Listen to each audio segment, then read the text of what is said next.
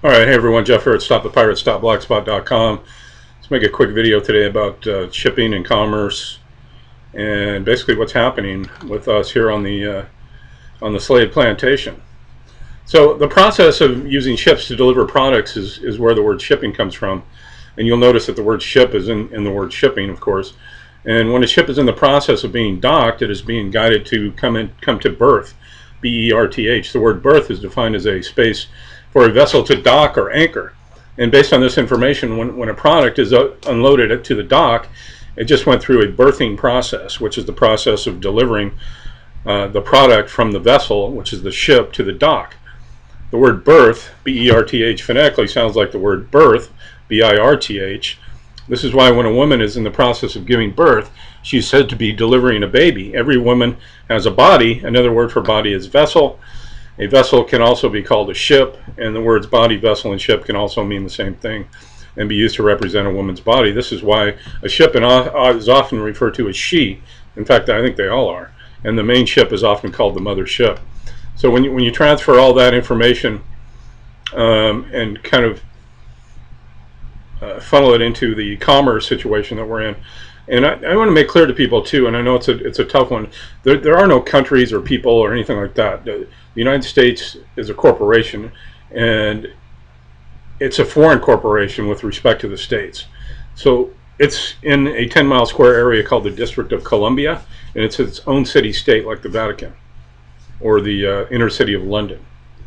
And that's how a lot of people believe that the world is operated. Is the Vatican controls the world spiritually, the District of Columbia militarily, and this inner city of London financially. And these are all have an Egyptian obelisk, and here we call it the Washington Monument, but it is an Egyptian obelisk built by the Freemasons. And there's one in the inner city of London too, and there's one in what's the square in Vatican Square or whatever. You'll see them there, right there. So this is a system we have to go back to that they're telling us is what they're using. So anyway, when you're in your mother's womb, you were surrounded by amniotic fluid, which was made mostly of water.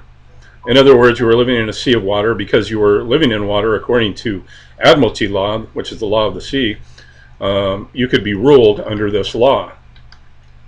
And while living in your mother's womb, the thing that connected you to your mother was the umbilical cord, which is connected to your navel. And metaphorically speaking, you were connected to the mother ship. The word naval sounds similar to the word navy. Of course, the navy is the military of the sea. And they didn't name it your naval by accident. I mean, these are all ancient systems that were involved in, ancient slave driving systems. So after conception, a fetus lives in the womb of its mother for a little more than 9 months before the fetus is ready to be birthed. So when you were a fetus, you were living in water, which is the amniotic fluid. Shortly after 9 months, you were born from your mother's body, the vessel or ship, through her birth canal. And the phrase birth canal sounds a lot like the phrase birth canal, which is B-E-R-T-H. A canal is an artificial waterway that is used by the captain of a ship or boat to berth his vessel. Hence birth, or B-I-R-T-H, B-E-R-T-H, canal. After you come out of your mother's birth canal, you're now what's called an International Maritime Admiralty product. And you are grabbed by the doctor. The doctor is pronounced similar to the word dock. And that's kind of where they get that the meaning by that. And ore, O-R-E, the metal bearing or mineral like gold or something, or an oar, which is like a wooden paddle that you row your boat with the oars.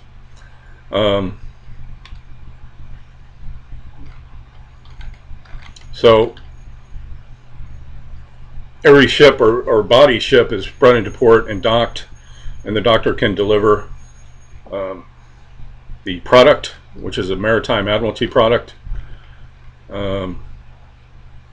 And getting back to the birthing process, in the United States, shortly after you are born, a certificate of manifest is created with certain information about you recorded on it. The manifest is known as Certificate of Live Birth. which is not the same as your birth certificate. After your parents sign their certificate of live birth, the certificate is sent to the U.S. federal government. After the U.S. federal government is done doing whatever they need to do with your certificate of live birth, they send you a new version of your certificate of live birth, which is known as your birth certificate. Your new birth certificate is not the original certificate of live birth because it's actually a death certificate. Interesting, isn't it? If you watch the movie, gosh, what's it called? We're Not in Kansas Anymore. They tell you all this. It's all broken down in the metaphorical way. The term birth certificate sounds a lot like birth certificate, B-E-R-T-H. This is deliberately done to trick you into using the art of phonics, which is a method of teaching people to read and pronounce words by learning the sounds of letters, letter groups, and syllables. Phonetically, there is no difference between the term birth certificate, B-I-R-T-H, and birth certificate, B-E-R-T-H, because they sound exactly the same. When they created the birth certificate, their intention was to trick your parents into signing your natural rights away and turn you into a product of a ship or vessel to be sold in commerce. Therefore, a birth, B-E-R-T-H, B-I-R-T-H certificate is a certificate of manifest for a product that has been birthed from a ship. In other words, mailing a copy of your birth certificate to your parents is the U.S. government's way of telling your parents that you are a product of the United States of America Incorporated. This is why they trade your birth certificate on the stock markets. Why do you think they use the word parents to describe your mother and father? The word parent sounds similar to pair, P-A-I-R, rents, R-E-N-T-S, which mean pair that rents. When your parents sign your birth certificate, they unknowingly agree to allow the U.S. federal government to partially own you and make you a product of the USA Incorporated. They can do anything they want with you. And if you don't think so, if you have children, take them out of school and try to homeschool them on yourself. And you'll have the police coming to your door and arresting you and taking your child. This means that, and this it's deep, but this means that your body and everything you buy or produce are legally the properties of the U.S. federal government. However, your parents, the pair that rents, are allowed to keep or rent you as long as they pay taxes and take decent care of you, of the new product, baby, that they gave you. See, because the marriage license is a big one. And when you sign when you get a marriage license, you're taking your two corporate fictions of the man and woman, and man, whatever, now, and merging that into a corporate merger, and you bring a third party into the situation too, which is the state, which has dominion over the whole contract. Anything that's produced out of that union is the products. They own it. Anything you register with the government, they become the owner of. Even if you think you have your own business or anything like that, if you register the business in the state of blah, blah, blah, the state of blah, blah can come in and take your books and shut you down and do whatever they want because it's theirs.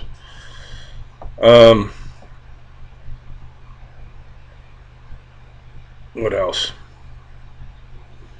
The United States is not a country like most people think it is. It's a business. It's a corporation. And what they're selling to the world is debt. And I think when a baby is born in the United States now, with everything involved, and it's probably $250 million, $250,000 in debt that's immediately slapped onto you. You don't even get your kid out of the hospital without a Social Security number now. They're immediately. So from the perspective of Americans, the United States of America, Inc. is actually a foreign corporation that resides in Washington, D.C., which is also a foreign corporation.